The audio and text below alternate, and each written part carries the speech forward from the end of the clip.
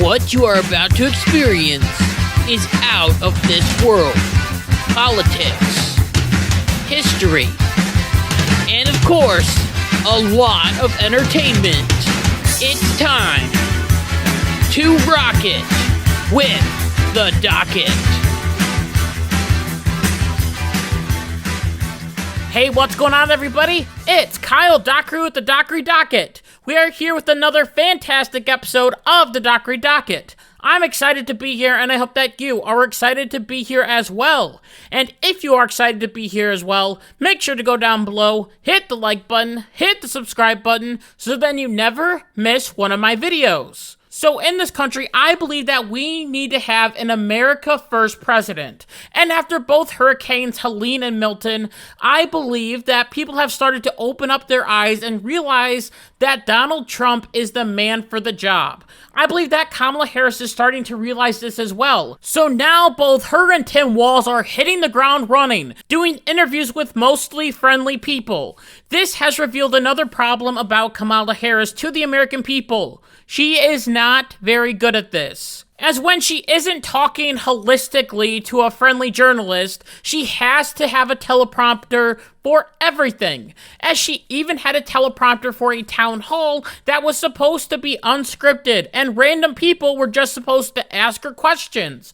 And in that same exact town hall, we can tell that Kamala Harris is scripted, as there is a woman behind the woman that is giving the question to Kamala Harris, and she knows exactly what Kamala Harris is going to say next. Just look at her lips. She nails it. That unlike my opponent, who got handed $400 million on a silver tray and filed for bankruptcy 6 times, most people don't have that access to the wealth that is necessary for them to start a small business. But when they do, This means either A, that the random lady knew ahead of time what Kamala Harris was going to say, or B, Kamala Harris has said that line so many times that she can repeat it by heart. And from her eyes rolling, I bet you can guess which one that is. She is scripted and fake, 100% fake, but the media still loves her, as she received thunderous applause from the people at The View. But then she went and created a campaign ad for Donald Trump. Way to go, Kamala.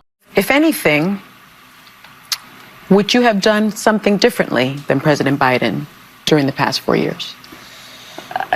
There is not a thing that comes to mind in terms of, and I've been a part of most of the decisions that have had impact. Are you serious? She honestly couldn't think of one thing that she would have done different about the last 4 years of the Joe Biden administration.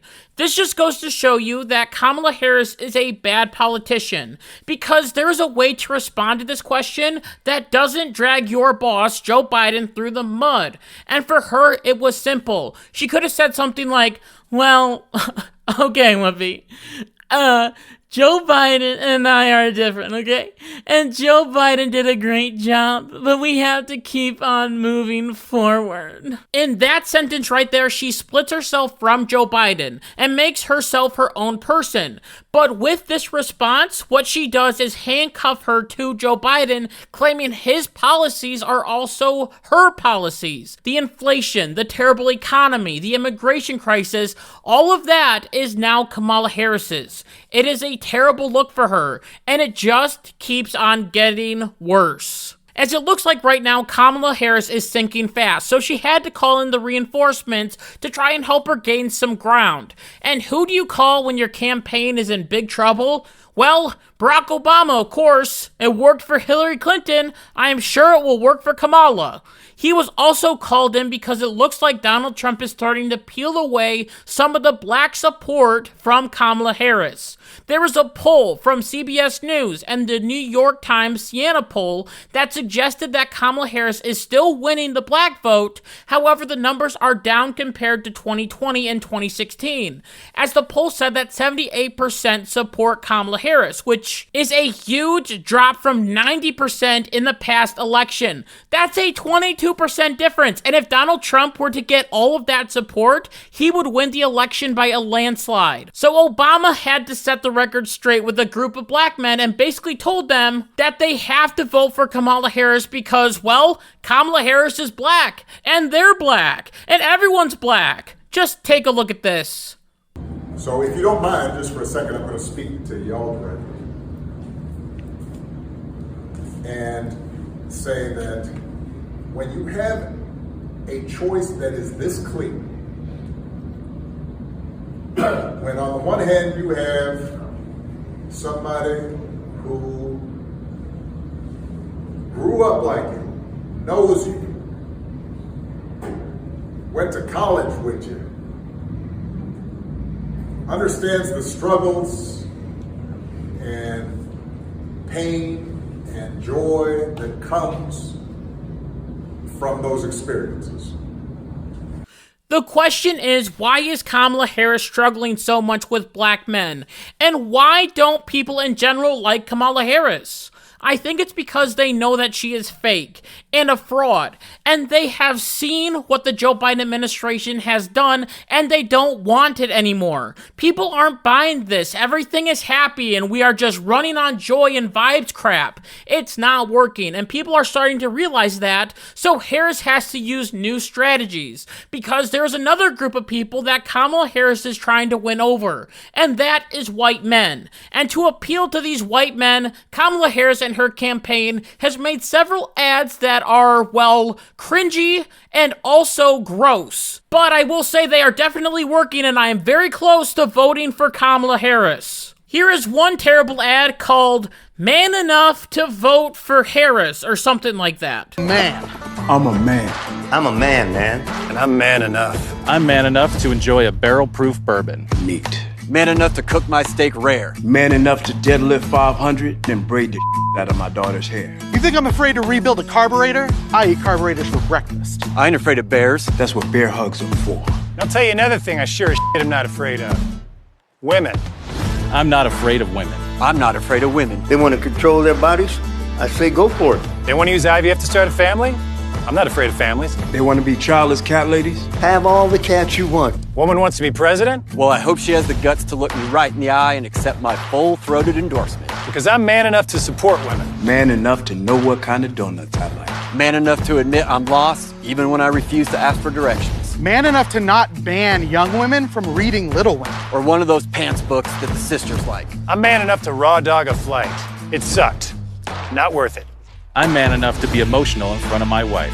In front of my kids. In front of my horse. I'm man enough to tell you that I cry at Love Actually. Good Will Hunting. West Side Story. That and Predator. And I'm sick of so-called men domineering, belittling, and controlling women just so they can feel more powerful. That's not how my mama raised me. I love women. I love women who support their families. Women who decide not to have families. Women who take charge. And I'm man enough to help them win. Men. Doesn't that make you want to vote for Harris? Doesn't that inspire you? I know it inspired me to vote for Trump. Listen, after that ad, I'm willing to work even harder to get Trump elected. Then there was another fun one that had the same vibe and vomit-inducing cringe, with strong countryman Sam Elliott. Sorry, he swears in this video. I don't like swearing, but he does it, not me, so take a look at this. We're having this conversation again. So here we go. You know who the candidates are. You know what's at stake. One candidate promises a divided America filled with lies and hate. And one stands for change. Kamala Harris has more courage, more honor, more guts than this guy ever had. So you decide, are we really going back down that same fucking broken road, or are we moving forward towards hope, towards freedom, towards change? We know a strong middle class has always been critical to America's success. There's promise that lies in change, and the time for change is now. So what the hell are you waiting for? Because if it's the woman thing, it's time to get over that. It's time for hope, for change. It's time to be a man and vote for a woman. Yeah, Be a man! Vote for Kamala Harris, yeah! Now, my favorite part in this video is, well, is it that woman thing? Well, get over it. I can almost guarantee you that the reason that men aren't voting for Kamala Harris has absolutely nothing to do with her sex or race. It's her policy. It's her demeanor. It is the way that she talks to the American people. It is her policy positions or lack thereof. It is this facade that she creates that says, hey, I care about you, when she doesn't. This is why Kamala Harris is sinking fast. She is not likable at all, and this is becoming a weight on her in the final stretch of this campaign. And now we are starting to see people in the media absolutely freak out about it. Just take a look at this. It's shocking. All right, so party ID nationally. You go to October, November of 2016, Democrats had a 3-point advantage. You go 4 years ago, Democrats had a 6-point advantage. Look at where we are today, Manu.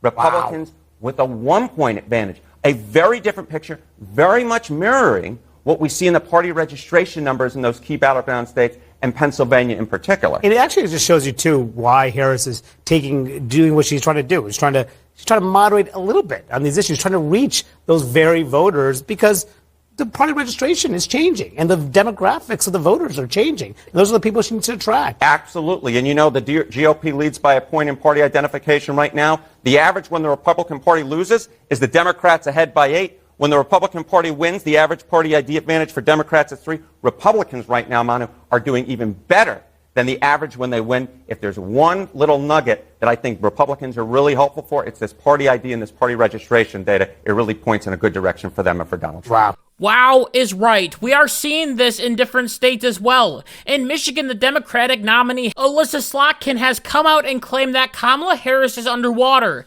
As she claimed, I am not feeling my best now about where we are on Kamala Harris in a place like Michigan. We have her underwater in our polling. Along with that, Tammy Baldwin of Wisconsin is also calling on the Harris-Walz campaign to do something in Wisconsin, as her race between Eric Hovde has gone from lean Democrat to toss-up in just a few weeks. And just last week, Trump made his triumphant return to Butler, Pennsylvania, where there were thousands of people in attendance, and the polls all showed that Donald Trump is doing good in that state.